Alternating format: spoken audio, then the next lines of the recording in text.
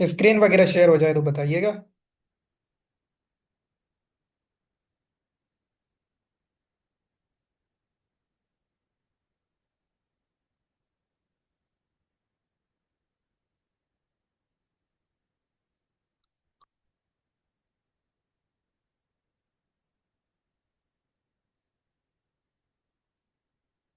यहां तक हमने लास्ट क्लास में ना किया था। Okay okay. मेडिसन के तीन चार हमने लेक्चर्स किए थे, फिर हमने थोड़ा सा ब्रेक लिया हुआ है। आज हम यहाँ से पढ़ते हैं रिकेट्सियल डिजीजेस। ठीक है, रिकेट्सियल डिजीजेस से पढ़ते हैं। यहाँ पे क्या क्या चीजें इंपॉर्टेंट हैं उनको देखते हैं। अभी रिकेट्सिया क्या होता है कि ये जो है ना स्मॉल ऑर्गेनिज्म होता है, जो है ना डिजीजेस काज करवाता है, माइक्रोस्कोप में नजर आता है। बस सिंपली याद रखना है, ये टिक्स लाइस या माइट्स वगैरह जो होती है वो इनको आर्थ्रोपोड बोर्न वेक्टर्स होते हैं जो इस डिजीज को ट्रांसमिट करवाते हैं। तो ये पैरासाइट्स की तरह होता है रिकेट्सिया। तो इससे कुछ प्रॉब्लम्स होते हैं जो एमसीक्यू हवाले से इंपॉर्टेंट है, बट ये क्वेश्चन आए नहीं है कभी। ठीक है। जी जी, हो रही है हो रही है। ठीक है। तो क्या है टिक बोर्न फीवर?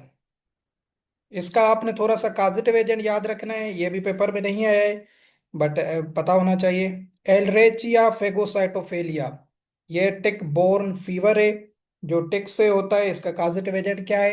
एलरेचिया फेगोसाइटोफेलिया, यहाँ एनाप्लाज्मो फेगोसाइटोफेलिया भी इसको कहा जाता है। तो वही सेम साइंस है, फीवर डिप्रेशन, ये तो इसकी याद रखने की जरूरत नहीं है। बट ये आपने सिंपली इसका कॉजेटिव एजेंट थोड़ा जहन में बिठाना है कि आ सकता है कि टिक बोन फीवर का पॉजिटिव एजेंट क्या है? एलरेचिया फेगोसाइटोफेलिया, ये आपने याद रखना है। उसके बाद ये वाला इंपॉर्टेंट है, क्यू फीवर, वेरी इंपॉर्टेंट है ये। इसका आपने पॉजिटिव एजेंट जरूर जहन में बिठाना है। इसका पॉजिटिव एजेंट है कोक्सीला ब्रूनेटी। ठीक है, कोक्सीला ब्रूनेटी, ये भी जो है ना टिक से ट्रांसमिट होता है। इसमें क्या होता है, सबसे ज्यादा शीप्स में यहाँ से अबॉर्शन होता है। क्यों बोलते हैं क्वाइट को? तो मतलब क्वाइट फीवर इसको कहा जाता है। ठीक है। तो यह भी रिकेट सेल डिजीज है, जो है ना मोस्ट प्रोबेबली अबॉर्शन करवाती है शीप में। और जो है ना क्या कहते हैं इसमें, ये डस्ट वगैरह या किसी कंटामिनेशन से ये ट्रांसमिट हो जाती है, फिर प्लेसेंटा वगैरह को डैमेज करती है या यूट्रस वगैरह को, तो उससे अबॉर्शन हो जाता है। ये हमने वहां पे पढ़ा था डेयरी साइंस में, पास्चुराइजेशन में, कि वो जो है ना क्यू फीवर को भी डैमेज कर देता है। ठीक है, तो यहाँ पे आपने जस्ट इसका पॉजिटिव एजेंट याद रखना है। क्यू फीवर अगर आ जाए, ये ह्यूमंस में भी होता है। ठीक है, ये जूनोटिक प्रॉब्लम है। तो इसका पॉजिटिव एजेंट क्या है? कोक्सीला ब्रूनेटी, ये आपने पॉजिटिव एजेंट जस्ट इसका जहन में बिठाना है। तो ये दो यहाँ से कुछ इंपॉर्टेंट थे। बाकी ब्रूसलोसिस तो हम पढ़ चुके हैं, इसको डिटेल में नहीं पढ़ते। आपको पता है जितने भी रिप्रोडक्टिव प्रॉब्लम्स केटल में आए, अगर डिजीज पूछी जाए तो ब्रूसलोसिस होगी। इसकी दो टेस्टिस हमने नहीं पढ़ी थी पहले, ये दो टेस्टिस के नाम लिखे हुए हैं, ये आपने याद रखने हैं। ये पेपर में आ चुका है, रोज बेंगाल टेस्ट। ये किसकी है? ब्रूसलोसिस की है। बाकी ब्रूसलोसिस मैंने प्रीवियस लेक्चर्स में अच्छे तरीके से हमने पढ़ा हुआ है already. Rose bengal test and milk ring test, ये दोनों किसके लिए की जाती हैं? ब्रूसलोसिस के लिए की जाती हैं, ये आपने याद रखना है। फिर आते हैं एंडोप्लाज्म पैरासाइटिक इन्फेस्टेशन। अभी कुछ पैरासाइट्स ना बाहर होते हैं, जैसे टिक्स, माइट्स या लाइस वगैरह जो होते हैं, ये बाहर की स्किन या सरफेस पे एनिमल को इफेक्ट करते हैं, या वहां पे जो है ना जो है ना वहां पे बैठते हैं। कुछ होते हैं पैरासाइट अंदर के, जो इंटरनल ऑर्गन्स में रहते हैं, उनको कहा जाता है एंडोपैरासाइटिक इन्फेस्टेशन। ठीक है, एंडोपैरासाइट किससे कहा जाता है? वो पैरासाइट जो एनिमल की बॉडी में अंदर रहते हैं, उनको कहा जाता है एंडोपैरासाइट्स। वो तीन तरीके के होते हैं, या वर्म्स भी उनको कहा जाता है। एक होते हैं, आपने पैरासिटोलॉजी में पढ़ा होगा एकेडमिक में, कि नेमाटोड, ट्रेमाटोड एंड सिस्टोड। यहाँ पे आपने इनकी डिटेल में जाने की जरूरत नहीं है। ये तीनों क्या होते हैं? एंडोपैरासाइट्स होते हैं। मतलब ये यहाँ तो इंटेस्टाइन को इफेक्ट करेंगे, यहाँ ब्लड वेजल्स को, लंग्स को, लिवर को, या टिश्यूज वगैरह को। तो ये क्या आते हैं? इंटरनली एनिमल के जो है ना, ऑर्गन्स पे या रीजन्स पे इफेक्ट करते हैं, उनको एंडोपैरासाइट्स कहा जाता है। तीन तरीकों के पैरासाइट्स होते हैं जिनको एंडोपैरासाइट्स कहा जाता है। नंबर वन है नेमाटोड्स। ये अभी डिटेल में नहीं पढ़ना है, ठीक है। नेमाटोड ये हम पैरा के चैप्टर पढ़ेंगे, आपको थोड़ा बहुत इनके बारे में बताऊंगा। यहाँ पे आपने इनके नाम याद रखने हैं, जो इनके अदर नेम है, क्योंकि अदर नेम यहाँ पे ना बीच में आएंगे तो आपको कंफ्यूजन नहीं होनी चाहिए। नेमाटोड को कहा जाता है राउंड वर्म्स। क्या कहा जाता है नेमाटोड्स को? राउंड वर्म्स कहा जाता है। ये आपने नाम इसका याद रखना है। एक ये बता दिया। दूसरा है सिस्टोड। सिस्टोड्स को कहा जाता है टेप वर्म। ये भी नाम आपने याद रखना है। सिस्टोड्स को टेप वर्म कहा जाता है, ठीक है। Tape worms. तीसरा होता है ट्रेमाटोड्स। ये दूसरा हो गया सिस्टोड, तीसरा है ट्रेमाटोड।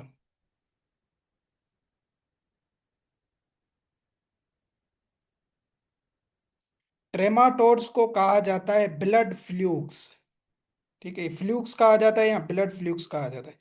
ये नाम आपने थोड़े जहन में बिठाने इनके, ठीक है, क्योंकि ये इनकी कैटेगराइज डिजीजेस जो है ना रखी गई हैं, ताकि आपको पता हो कि ये नेमाटोड से होती है, ये सिस्टोड से होती है, और ये ट्रेमाटोड से होती है। नेमाटोड को कहा जाता है जो है ना राउंड वर्म।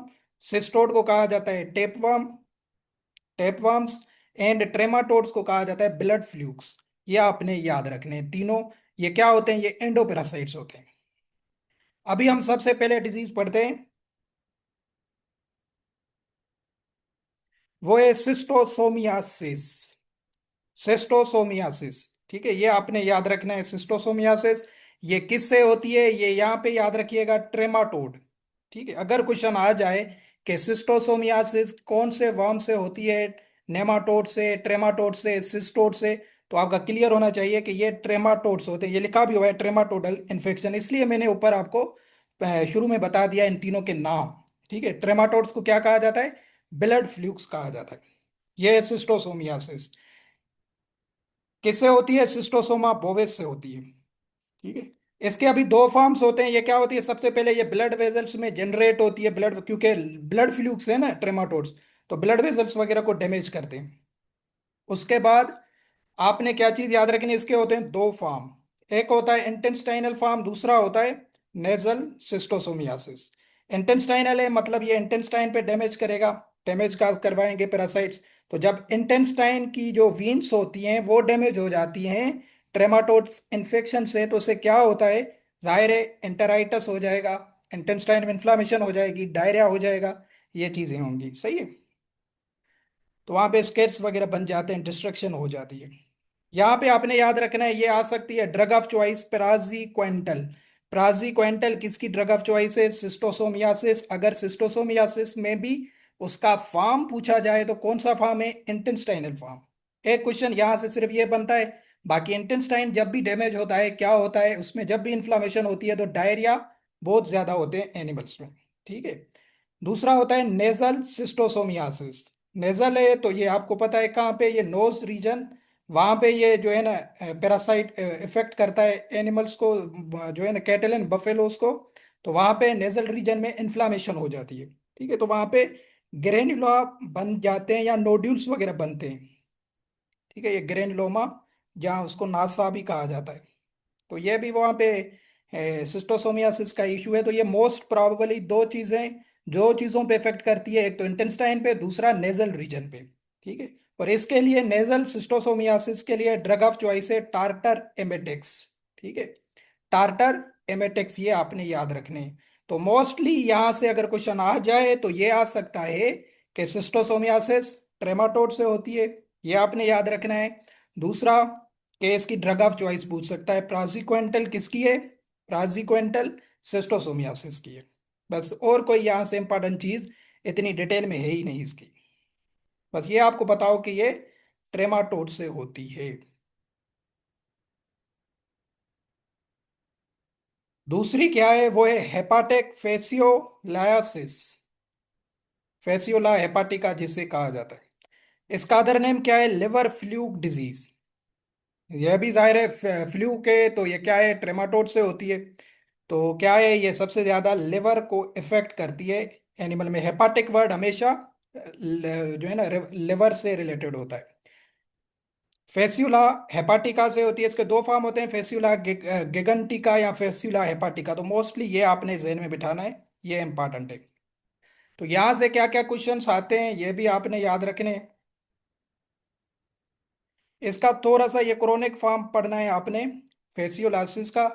जो है ना, क्रोनिक फॉर्म में क्या होता है कि जो बाइल होती है, जो लिवर से बनती है बाइल, उसमें क्या हो जाता है, उसमें क्या हो जाती है, एरिटेशन हो जाती है बाइल डक्ट में। ठीक है, क्या होता है, बाइल डक्ट जो बन होती है, जो बाइल बनाती है लिवर में, वहां पे इरिटेशन हो जाती है, वो फिर थिक हो जाती है। उससे क्या होता है, कुछ कैल्शियम्स वगैरह के जो है ना पार्टिकल्स या डस्ट वहां पे बनना शुरू हो जाती है। फिर उससे क्या हो जाता है, वो जो है ना, क्या कहते हैं, पाइप कलर की हो जाती है। इससे इसको कहा जाता है पाइप स्टीम लिवर। तो यहाँ से क्वेश्चन सिर्फ दो क्वेश्चन इंपॉर्टेंट हैं फेसियोला हेपाटिका से, जो आपने याद रखने हैं, ये वाले नाम। ठीक है, पाइप स्टीम लिवर जब भी क्वेश्चन आ जाए, ये आता भी है पेपर में, तो आपने जहन में बिठाना है ये फेसियोला हेपाटिका की बात हो रही है। ठीक है, फेसियोला हेपाटिका की बात हो रही है। ये क्या हो जाता है, तो इससे में जो बाइल डक्ट होती है वो बिल्कुल डिजेनरेट हो जाती है या थिक हो जाती है, तो वहां से एक वाइट कलर का जो है ना अपीयरेंस आ जाती है लिवर के ऊपर। तो इसलिए इसको पाइप स्टीम लिवर कहा जाता है। ठीक है, दूसरा क्या होता है यहाँ से, बोतल जा कंडीशन। ये भी वेरी वेरी इंपॉर्टेंट इसकी साइन है। बोतल जा कंडीशन ये पेपर में भी आता है कि बोतल जा कंडीशन किस में होती है, क्योंकि प्रोटीन्स की डिजनरेशन हो जाती है, कमी हो जाती है। तो जो मैंडेबल रीजन होती है वहां पे सोइलिंग हो जाती है। ठीक है, तो वहां पे जैसे सोइलिंग हो जाती है उसको बोतल जा कंडीशन कहा जाता है। तो यह भी इस पैरासाइट से होती है, फेसियोला हेपाटिका से सोइलिंग हो जाती है जा में।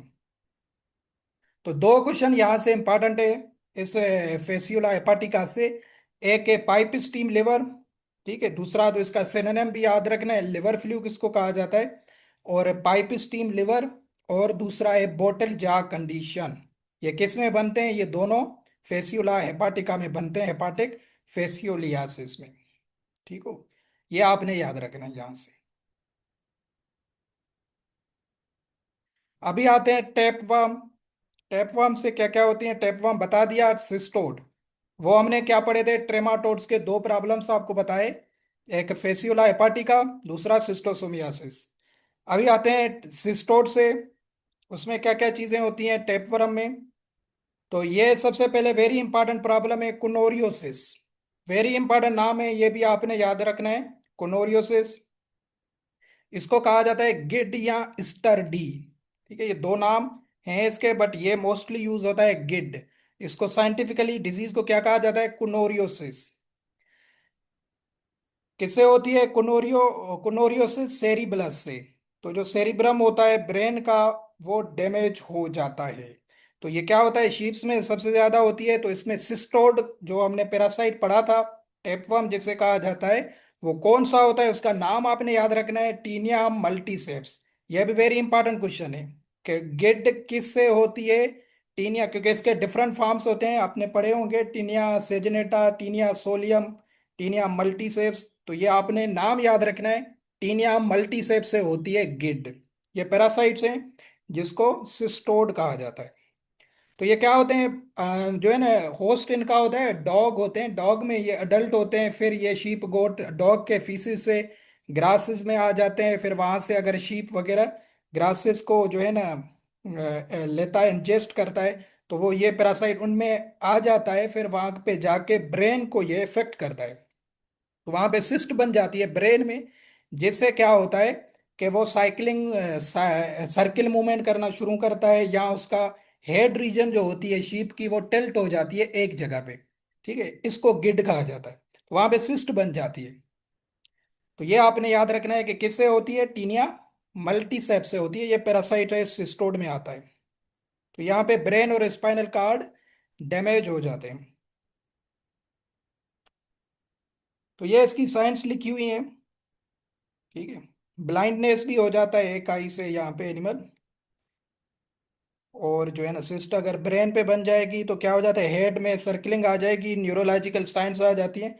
तो कहने का मतलब वही है जो मैंने आपको बताया, हेड टिल्ट कर जाएगा, सर्कलिंग मूवमेंट करना एनिमल शुरू करेगा, एक ही जगह पे पैरालाइज हो जाएगा, ब्लाइंडनेस भी हो जाएगी। तो जो है ना ग्रोथ वगैरह कम हो जाएगी, सेवियर केसेस में डेथ हो जाती है। तो इसका ट्रीटमेंट यही होता है कि उसको सिस्ट को बाहर निकाला जाए सर्जरी करके। तो यहाँ से क्वेश्चन क्या बनते हैं, कुनोरियोसिस का अदर नेम पूछ सकता है, गिड पूछ सकता है। किससे होती है, कुनोरियस सेरिबलस। ठीक है, सेरिबलस, तो ये सेरिबलम जो होता है ब्रेन का पार्ट, उस उसमें ये जो है ना डैमेज करता है उसको। और किससे होती है, सिस्टोड से होती है। सिस्टोड को टेपवर्म कहा जाता है। और कौन सा जो है ना इसमें इन्वॉल्व होता है सिस्टोड, टीनिया मल्टीसेप्स इन्वॉल्व होता है। ठीक है, ये आपने याद रखना है बस। बाकी डिटेल में याद रखने की जरूरत नहीं है। हिमानकोसिस, हिमानकोसिस ये आता है नेमाटोड्स में। ये ऊपर हमने सिस्टोड का पढ़ा, ये आता है नेमाटोड जिसको राउंड वर्म कहा जाता है। ये उस कैटेगरी में आता है हेमानकोसिस। इसके अदर नेम आपने याद रखने हैं, तीन इसके अदर नेम है। तीनों पेपर में वीओ में आ चुके हैं। एक को कहा जाता है एक इसका नाम है बार्बर पोल डिजीज। दूसरा इसको कहा जाता है वायर वर्म। नाम मैं लिख देता हूं, आपने याद रखने, वायर वर्म इसको कहा जाता है। ठीक है, वायर वर्म। तीसरा कहा जाता है ट्विस्टेड वर्म। ये तीन इसके नाम है हेमनाकोसिस के, ट्विस्टेड वर्म। ठीक है, तो ये इसका वार्म थोड़ा सा वायर की तरह होता है, सिल्की ट्विस्ट के फॉर्म में होता है। तो ये इसके नाम है। हिमान कोसिस के किससे होती है, हिमान कोस कंटोटस से होती है। ठीक है, हिमानकस कंटोटस से ये प्रॉब्लम होता है, शीप इन गोट्स में ये होता है। तो ये नेमाटोडल पैरासाइट है जो है ना। बाकी ऐसे इसमें इंपॉर्टेंट चीज नहीं है। क्या क्या चीजें होती हैं, यंग वंस को ज्यादा इफेक्ट करता है, ब्लडी डायरिया, कंजक्टिवाइटिस, पेल कलर की स्किन हो जाएगी, एनीमिया वगैरह आ जाएगा। तो साइंस वगैरह इतनी इसकी इंपॉर्टेंट नहीं है, बट आपने इसका नाम याद रखने हैं। Barber pole, wire worm and twisted worm इसको कहा जाता है। हिमानकस कंटोरटस से ये होती है, ये इसकी इटियोलॉजी है या काजिटिव एजेंट है। ठीक है, एनीमिया हो जाएगा, वीकनेस वगैरह डेथ करवाता है। तो ये तीन चीजें इससे याद रखनी है आपने। बोट्यूलिज्म, ये कुछ जनरल डिजीजेस भी लिखी हुई हैं, वो भी करते हैं। बोट्यूलिज्म ये भी आपने पढ़ी होगी। इसके नाम क्या है, फोरेज पॉइजनिंग या शेकर फोल सिंड्रोम। इसके दो नाम हैं, फोरेज पॉइजनिंग या शेकर फोल सिंड्रोम। फोरेज है मतलब ये जो जो क्या कहते हैं, फोरेजेस वगैरह साइलेज वगैरह खिलाते हैं, वो स्पॉइल हो, ठीक है, खराब हो, काफी दिन का रखा हुआ हो, वो आपने उसको खिला दिया, उससे ये प्रॉब्लम हो जाती है। टॉक्सिन्स प्रोड्यूस होते हैं बॉडी में, जिससे इशू हो जाता है। ठीक है, फिर इससे क्या होता है, मसल्स वगैरह जो है ना उनमें कॉन्ट्रैक्शन वगैरह हो जाती है, या वो पैरालाइज हो जाती है, या शिवरिंग ज्यादा होती है। इसलिए इसको शेकर फोल सिंड्रोम फोल कहा जाता है। जो हार्स का यंग वन है ना, हमने पढ़ा था पहली क्लासेस में, हार्स के यंग वन में ये होता है। तो मसल्स बहुत ही ज्यादा का जो है ना क्या कहते हैं मूवमेंट करना शुरू करती हैं या शेक हो जाती हैं, इसलिए इसको शेकर फोल सिंड्रोम कहा जाता है। तो ये हार्स में इसको शेकर फोल सिंड्रोम कहा जाता है। किससे होता है, क्लोस्ट्रीडम बोटोलिनम से होता है ये। ठीक है, अभी इसका टाइप भी है। कौन सा टाइप, अगर टाइप को थोड़ा सा एडवांस करके क्वेश्चन पूछता है, क्लोस्ट्रीडम बोटोलिनम टाइप कौन सा, तो टाइप डी याद रखना है कि बोटोलिज्म टाइप डी से होता है। तो क्या नाम है इसका, फोरेज पॉइजनिंग या शेकर फोल सिंड्रोम इसको कहा जाता है। तो टॉक्सिन्स वगैरह बनते हैं जिससे एनिमल पैरालाइज हो जाता है, मसल्स में बहुत ही ज्यादा शिवरिंग हो जाती है। ठीक है, ये आपने याद रखना है। स्पाइल फूड वगैरह से ये होती है, ये मैंने आपको बता दिया। मोटर पैरालिसिस कंडीशन इससे रिलेटेड होती है बोटुलिज्म से।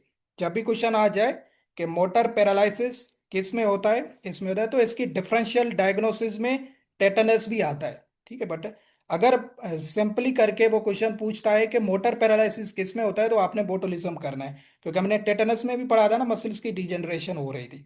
ठीक है, तो ये आपने बोटुलिज्म का याद रखना है। बट ये इतने एडवांस में क्वेश्चन नहीं आते।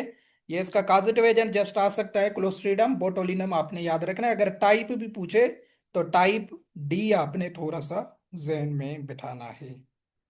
ठीक है, तो और क्या होते हैं, बस इसमें मसल्स में बहुत ही ज्यादा शिवरिंग होती है। फिर आती है इंटीरोटॉक्सिमिया। ठीक है, इंटीरोटॉक्सिमिया के भी आपने नाम याद रखने हैं। नाम क्या है, pulpy kidney disease, very important नाम है। अगर क्वेश्चन आ जाए कि पल्पी किडनी डिजीज किसको कहा जाता है, एंटीरोटॉक्सिमिया को कहा जाता है। एक नाम ये है इसका। दूसरा इसका नाम है ओवर ईटिंग डिजीज। क्या नाम है? Over eating disease. दोनों वेरी इंपॉर्टेंट नाम है ये।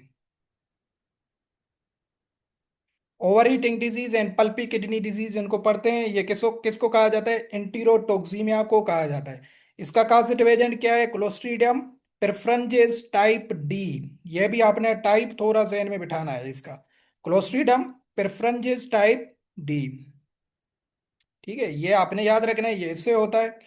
क्या क्या चीजें हैं इसमें, क्या क्या चीजें होती हैं एंटीरोटॉक्सिमिया में, उसको देख लें। हाई फीवर होता है, diarrhoea, pasting of hind quarter. इतने ज्यादा डायरिया होते हैं तो वो जो हाइंड क्वार्टर वाली रीजन होती है टेल वाली, वो भर जाती है। ठीक है, बहुत ही ज्यादा इसमें डायरिया होते हैं।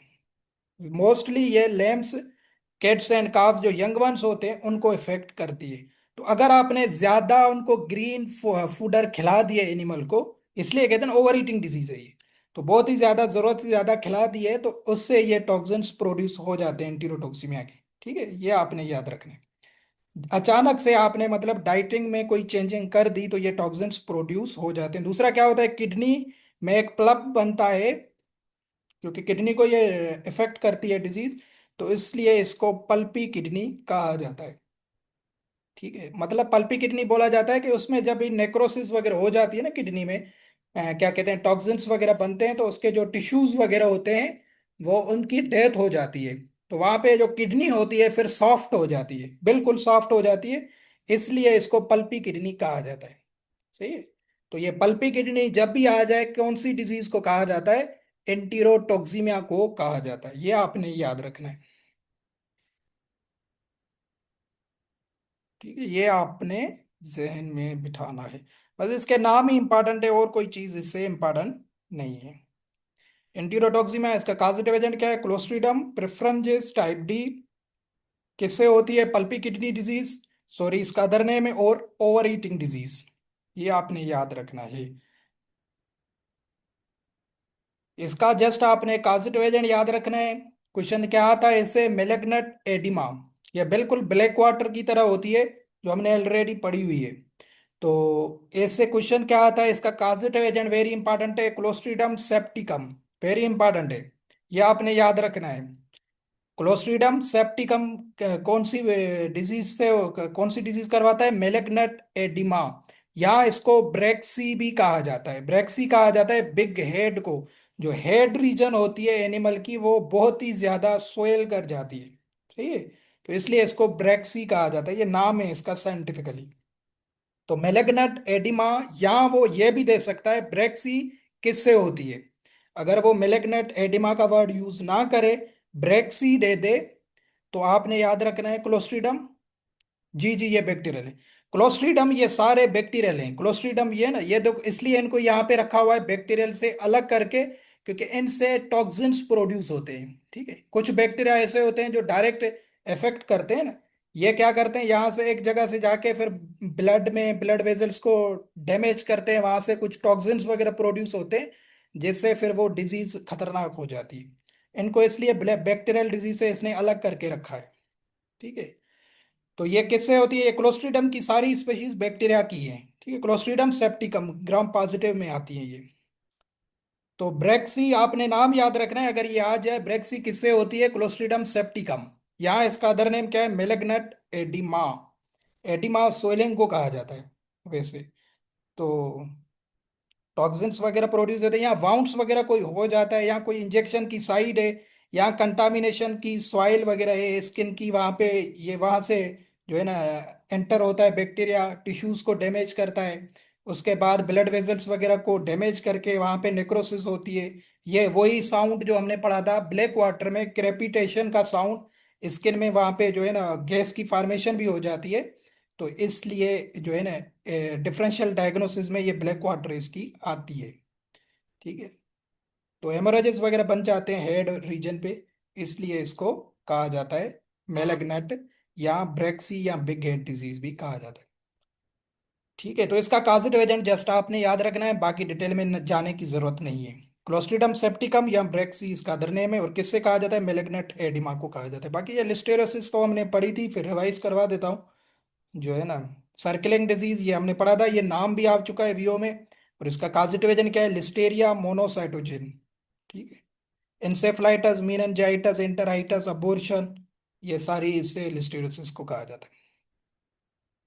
ठीक है, ये हमने ऑलरेडी पढ़ी हुई है, ये दोनों क्वेश्चन आ चुके हैं। सिनोनिम इसका, ये बैक्टीरियल में आपको पढ़ाई थी, सर्कुलेटिंग डिजीज, या जो है ना लिस्टेरिया मोनोसाइटोजेन से ये होती है। अभी ये नाम दिए हुए हैं इसके कॉजेटिव एजेंट्स, ये हार्स के अक्वाइन डिजीज हैं कुछ, ये जस्ट नाम दिए हुए हैं ताकि आपको क्लियर होने चाहिए। अक्वाइन इन्फ्लुएंजा तो हमने पढ़ा था, अफ्रीकन हार्ट सिकनेस और बी वायरस से होता है, ये रेस्पिरेटरी एंड सर्कुलेटरी प्रॉब्लम करवाता है। अक्वाइन इन्फेक्शियस एनीमिया, ये आपने कॉजेटिव एजेंट शायद हमने नहीं पढ़ा था पहले। अक्वाइन इन्फेक्शियस एनीमिया, ये हार्ट का मेजर प्रॉब्लम है, इसको स्वैम फीवर भी कहा जाता है, स्वैम फीवर। ठीक है, ये हार्स में होता है। इसका जस्ट आपने कॉजेटिव एजेंट याद रखना है, वेरी इंपॉर्टेंट कॉजेटिव एजेंट है रिट्रोवेरिडा, इसकी फैमिली है, लेंटी वायरस से ये होता है। ठीक है, ये आपने याद रखना है अक्वाइन इन्फेक्शियस एनीमिया का, ये क्वेश्चन आ सकता है वैसे ना, आर्सिस का प्रॉब्लम है, एनीमिया है मतलब आपको पता चल गया, ये रेड ब्लड सेल को इफेक्ट करेगी, वहां से ब्लड की कमी हो जाएगी, रिडक्शन हो जाएगी, एनीमिया हो जाएगा। ठीक है, तो इसका जस्ट आपने कॉजेटिव एजेंट याद रखना है, रिट्रोवेरिडाई आ जाए या लेंटी वायरस आ जाए, बात एक ही है। टेटनस हम पढ़ चुके हैं, क्लोस्ट्रीडियम टेटनी से, एंथ्रेक्स, बेसिलस एंथ्राइसस, स्ट्रेंजेल, स्ट्रेप्टोकोकस इक्वाई, ग्लैंडर, सीडोमोनास या बरकुल्डा मेलाई, मेस्टाइटस भी हम पढ़ चुके हैं। ये यहां से आपने याद रखना है, हार्सिस में जो एब्डोमिनल पेन होता है उसको कोलिक कहा जाता है, ये वर्ड याद रखिएगा, कोलिक। कोलिक किसे कहा जाता है? हार्सिस के केस में जो एब्डोमिनल पेन होता है उसको कोलिक कहा जाता है। ये क्वेश्चन कभी आ भी सकता है कि कोलिक जो है ना रिफर्स एज, तो आपको पता हो कोलिक कहा जाता है एब्डोमिनल पेन को। ये इसके डिफरेंट टाइप्स होते हैं, ये इंपॉर्टेंट नहीं है। स्पेस्मोडिक कोलिक, इम्पेक्टिव कोलिक, ऑब्स्ट्रक्टिव कोलिक, ये डिफरेंट एब्डोमिनल पेन्स की जो है ना क्या कहते हैं स्टेप्स होते हैं, जहाँ से ये गुजर के एब्डोमिनल पेन आता है। कहाँ पे? वो इंटेस्टाइन को थोड़ा डैमेज करता है, क्योंकि एब्डोमिनल पेन तब होगा जब इंटेस्टाइन में कोई ना कोई डिजेनरेशन होगी, तो ये इनके फॉर्म से कोई क्वेश्चन इंपॉर्टेंट नहीं है। तो बस आपको यहाँ पे सिंपली पता हो कि एब्डोमिनल पेन को क्या कहा जाता है, वेटनरी में कोलिक कहा जाता है। फिर आते हैं कुछ प्रोटोजोअल डिजीज भी पढ़ते हैं, ये वेरी इंपॉर्टेंट है, जो आपने अभी आपको बताने जा रहा हूं, यहां से हर दफा क्वेश्चन आते हैं प्रोटोजोअल डिजीज से। ठीक है, नंबर वन है ट्राइपनोसोमियासिस, वेरी इंपॉर्टेंट डिजीज है ट्राइपनोसोमियासिस। इसका किससे ये ट्रांसमिट होती है? अभी आपको बताया है किससे होती है, ये सीसी फिलाई से होती है। ये आपने याद रखना है, ये डायरेक्ट क्वेश्चन आ चुका है, ट्राइपनोसोमियासिस जो है ना किससे ट्रांसमिट होती है? सीसी फिलाई। ये लिखते हैं इसको टेस्टी फिलाई है, बट इसको पढ़ते हैं सीसी फिलाई। ये आपने पढ़ी होगी वहां पे पैरा में। तो सीसी फिलाई से कौन सा होता है? ट्राइपनोसोमियासिस, सिंपली याद रखना है। तो इसमें क्या होते हैं, दो प्रॉब्लम्स होते हैं, एक कैमिल में होता है, दूसरा हॉर्सेस में होता है। दोनों याद रखने हैं, दोनों क्वेश्चन आ चुके हैं। सरा डिजीज, सरा होती है, इसका कॉजेटिव एजेंट भी आपने याद रखना है। सरा होती है केमिल में ट्राइपनोसोमा इवनसी से, वेरी इंपॉर्टेंट कॉजेटिव एजेंट है ट्राइपनोसोमा इवनसी, ये होता है केमिल में। क्या चीजें होती हैं इनकी डिटेल में जाने की जरूरत नहीं है, डिटेल नहीं पूछेगा, कॉजेटिव एजेंट दूसरा आपने ध्यान देना है कि ये क्या क्या प्रॉब्लम्स हो रहे हैं। सरा होता है ट्राइपनोसोमा एवनसी, दूसरी होती है डोरिन डिजीज, ये होती है हार्सिस में। किस में होती है? हार्सिस में डोरिन डिजीज होती है, ये होती है ट्राइपनोसोमा इक्विपेरिडम, ट्राइपनोसोमा इक्विपेरिडम से। ठीक है, 2023 में इनसे दो क्वेश्चन आए थे, यही आए थे, एक इसका ट्रांसमिशन का रूट पूछा था कि किससे ये ट्रांसमिट होती है, ट्राइपनोसोमियासिस सीसी फिलाई से। दूसरा अभी आपको क्लियर हो गया, सरा कैमिल में होती है, यहाँ पे शायद लिखा नहीं हुआ, मैं बता देता हूँ, आपको पता भी होगा, बस सरा कैमिल में होती है। ठीक है, कैमिल में होती है सरा। सरा का कॉजेटिव एजेंट अलग से भी पूछ सकता है, ट्राइपनोसोमा एवनसी। डोरिन डिजीज, डोरिन डिजीज होती है हार्सिस में। किस में होती है? हार्सिस में होती है, और इसका कॉजेटिव एजेंट है ट्राइपनोसोमा इक्विपेरिडम। ये क्वाइटस मेटिंग के दौरान ट्रांसमिट होती है। ठीक है। तो यहाँ से ये क्वेश्चन मैं लास्ट में दिखाता हूँ आपको इससे। ये ट्राइपनोसोमा था। फिर लेशमिनियासिस भी है, वो भी नीचे आएगा। इसके नीचे नहीं लिखा हुआ है। बेबीसिया तो हमने पढ़ा हुआ है, बेबीसिया।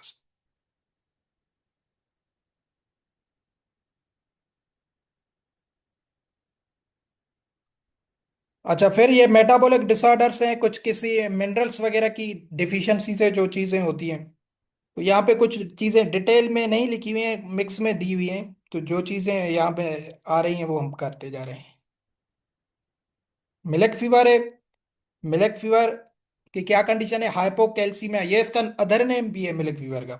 ये आपने ध्यान देना है, मैंने हमेशा आपको कीवर्ड्स बताएं। हाइपो का मतलब होता है डिक्रीज। फिर दोबारा बता रहा हूं, हाइपो का क्या मतलब होता है? डिक्रीज। हाइपर का मतलब होता है इंक्रीज। अगर भूल जाओ तो याद रखिएगा, ट्रिक क्या लगानी है कि भाई हम बोलते हैं ना कि भाई हाइपर ना हो। किसी को अगर कोई तेज बात करता है या गुस्से में बात करता है तो आप क्या कहते हैं? हाइपर ना हो। हाइपर ना हो, हाइपर का क्या मतलब है? तेज ना हो, मतलब ये इंक्रीज के सेंस में हाइपर। हाइपो होता है हमेशा डिक्रीज के सेंस में। तो जब भी अगर भूल जाता है तो ये ट्रिक आपने याद रखनी है। हाइपो का मतलब क्या है? डिक्रीज। कैल्सीमिया का मतलब है कैल्शियम। तो जब कैल्शियम की कमी हो जाती है मिल्क फीवर होता है। सिंपल ये याद रखना है। बाकी तो इसकी साइंस वगैरह आपको पता होंगी।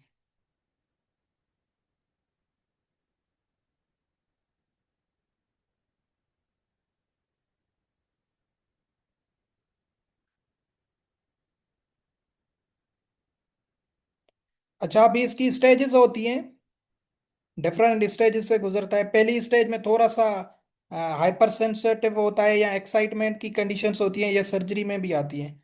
सेकंड स्टेज में एक्सटर्नल रिकम्बेंसी, एक ही साइड पे हेड रीजन करके वो लेट जाएगा। ठीक है। लास्ट में आद वो ये वाली। ठीक है। एक्सटर्नल रिकम्बेंसी कहा जाता है इसको। ये सेकंड स्टेज है इसकी। थर्ड स्टेज में क्या होता है? वो लेटरल रिकम्बेंसी में हो जाता है, बिल्कुल लेट जाता है, बेहोश हो जाता है या अनकॉन्शियस हो जाता है। तो ये भी डिटेल में आगे पढ़ेंगे, इसमें कंसाइज मटेरियल में अच्छी लिखी हुई है। यहाँ पे थोड़ा बहुत ना इसकी डिटेल में इतनी चीजें नहीं है। बस आपने यहाँ पे याद रखना है, ये कैल्शियम की कमी से होती है और इसको हाइपोकैल्सीमिया भी कहा जाता है। कैल्शियम बोरोग्लूकोनेट दिया जाता है आईवी में 25% सोल्यूशन, ये इसका ट्रीटमेंट है। बट ये इंटरव्यू में पूछते हैं, पेपर में इसका ट्रीटमेंट वगैरह नहीं आता।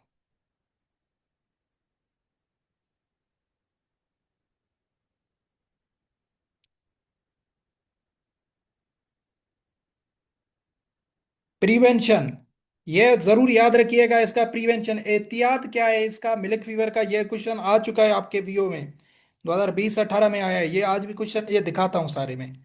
Feeding high phosphorus low calcium ration in last 2 month of pregnancy, dry period जो होते हैं प्रेगनेंसी के लास्ट 2 मंथ, इसमें आपने क्या फीडिंग देनी है? हाई फास्फोरस लो कैल्शियम। ठीक है। ये आपने याद रखना है। ये क्वेश्चन आपको कंफ्यूज कर सकता है कि जो है ना, प्रिवेंशन अगर पूछा जाए मिल्क फीवर का क्या है, ये डायरेक्ट ये लाइन उठाई गई थी पेपर में, सेम टू सेम। ये दिखाता हूँ क्वेश्चन कि प्रिवेंशन क्या है मिल्क फीवर का। तो आपको लगेगा कि कैल्शियम की कमी की वजह से होता है तो हम कैल्शियम ज्यादा देंगे, बट यहाँ पे अभी मिल्क फीवर कंडीशन हुई नहीं है। प्रिवेंशन हमेशा डिजीज से पहले किया जाता है, ये याद रखिएगा। डिजीज होने के बाद नहीं किया जाता। कि आप जब डिजीज हो जाए उसके बाद आप कैल्शियम जो है ना ज्यादा दें। बट प्रिवेंशन हम कहते हैं ना, prevention is better than cure, के मतलब एहतियात जो है वो जो है ना डिजीज वगैरह से बेहतर होता है, बीमारियों से बेहतर होता है। तो यहाँ पे हम एहतियात कर रहे हैं। एहतियात क्या करेंगे? फास्फोरस थोड़ा ज्यादा दिया जाता है, कैल्शियम कम दिया जाता है, ताकि उनके जो बोन्स होते हैं, क्योंकि कोलेस्ट्रम जैसे प्रेगनेंसी होती है ना उसके बाद हमने पढ़ा है कोलेस्ट्रम डिस्चार्ज होता है, तो वो